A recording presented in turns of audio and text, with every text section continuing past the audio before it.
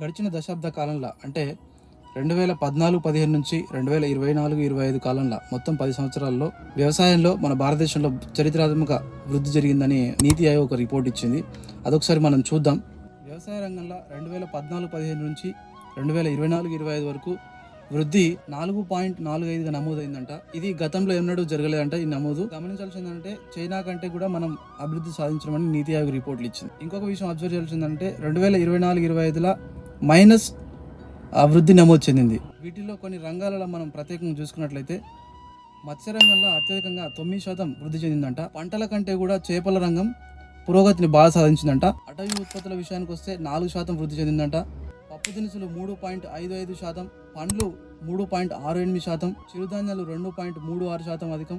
ఇట్లా వివిధ రంగాల్లో మన వ్యవసాయ రంగం అనేది అభివృద్ధి చెందిందంట. ముఖ్యంగా పాల ఉత్పత్తి దగ్గర చూస్తే ప్రపంచంలోనే నెంబర్ 1 పాల ఉత్పత్తిదారుగా భారత్ అభివృద్ధి చెందింది. ప్రపంచంలోనే అతిపెద్ద బియ్యం ఎగుమతిదారుగా కూడా మన భారత్ అవతరించింది. 2014-15 నుంచి 2023-24 వరకు రైతుల ఆదాయం 10.11% పెరిగింది. ఇది మొత్తం ఆర్థిక వ్యవస్థలోనే అధికమంట. పంటల బీమా యోజన పథకం ఇంతకు ముందు 3.4 కోట్ల మందికి ఉంటే ఇప్పుడు 4.1 కోట్ల మంది రైతులకు విస్తరించింది. అదేవిధంగా కిసాన్ క్రెడిట్ కార్డులు కూడా 7.75 కోట్ల మందికి విస్తరించింది. ఇంకొక విషయం ఏంటంటే వ్యవసాయ రుణాలు ఇంతకు ముందు 29.4% మందికి ఉంటే ఇప్పుడు ఈ వ్యవసాయ రుణాలు 41.7%కి పెరిగినాయి.